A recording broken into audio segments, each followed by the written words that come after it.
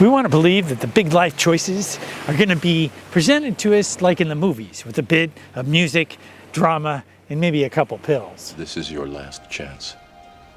After this, there is no turning back. You take the blue pill, the story ends. You wake up in your bed and believe whatever you want to believe. You take the red pill. The reality, of course, is that we make a bunch of small choices that all kind of accumulate and add up and aren't realized until much later. Advertising has us chasing cars and clothes, working jobs we hate so we can buy shit we don't need. We're the middle children of history, man.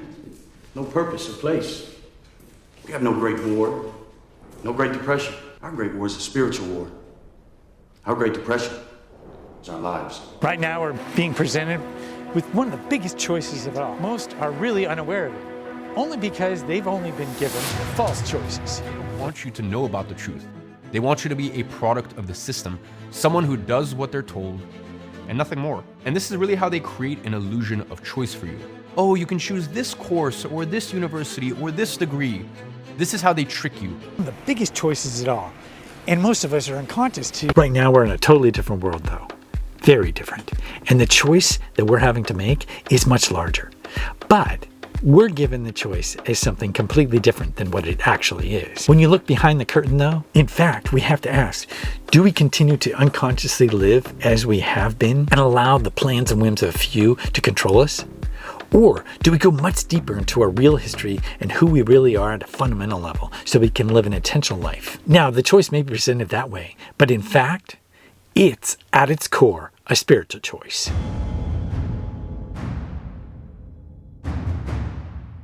It's one we're making each and every day in small and large ways. It comes from what we're watching to the questions we are or are not asking, and so much more. There is an ancient battle playing out on our planet right now. It's no secret to anyone listening, a fundamental battle between good and evil. The beauty of us winning that battle is you don't have to fight.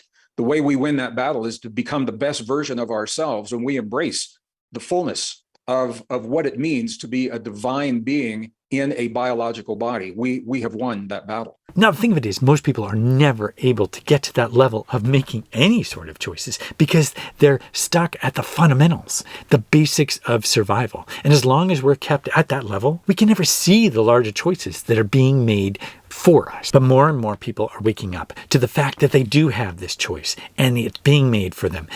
And that choice is being influenced by so many other characters. Whoever has the choice has the power, and the other characters must convince the choice maker to do what they want. The very real fear and trauma being induced on us right now, so we stay at a certain level, is unheard of. But combined with this is the trick to make it all seem inevitable. The amount of people now who are just like, yep, World War III, that's just unavoidable. This is the way things have to be. Like, no, this isn't the way things have to be. This is the way things have been purposefully driven for decades and decades. And people are just accepting it.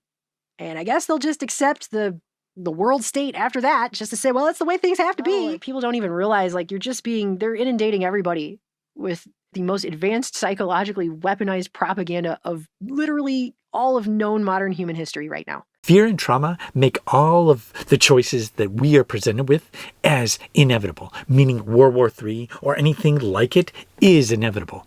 And they do that by design. How trauma-based mind control is used against us every day through visuals we see, through repetitious phrases we hear, through repetitive shocks, whether those shocks are through violent imagery we see, or violent and very fearful scenarios and projections for the future, how certain scenarios are infused within our collective mind before those events happen, in order for us to draw all of our collective consciousness and therefore all of our collective energy and attention into those scenarios, so that when they finally manifest in our reality, they look completely inevitable. They look like they were going to be there no matter what we did, and that makes us look to ourselves as though we are not creators of our collective experience, and as though whatever is in the state of power currently is actually way more powerful than us, the individuals.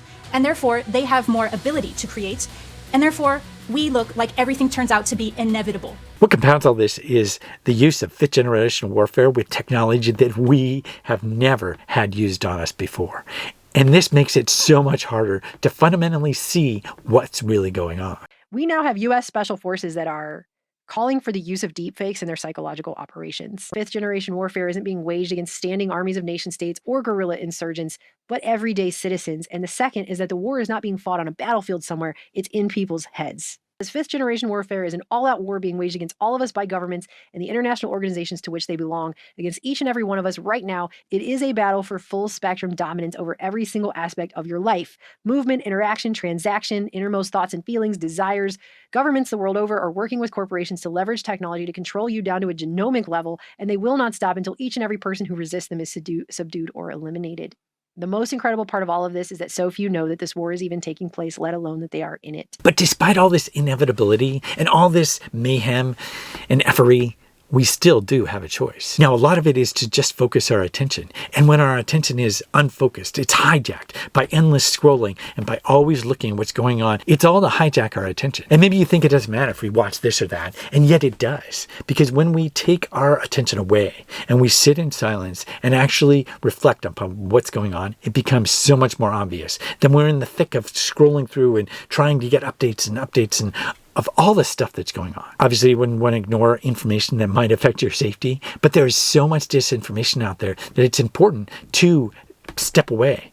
And when we do this, we can actually starve the fifth generational warfare that's been foisted upon us. And we starve the attention of that, then we can actually see the choices being made, the big choice being made for us right now. And the more that we create, connect, and share alternative ideas, the less inevitable World War III or anything like it is for all of us. Now, of course, that fifth generational technology is here within AI. And AI is a concern on that fundamental level that tries to copy what's already inside of us.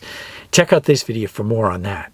And if you found this video helpful, be sure to give it a like, share it with someone who you might think would find it helpful. Thanks a lot for watching, and I'll see you next time.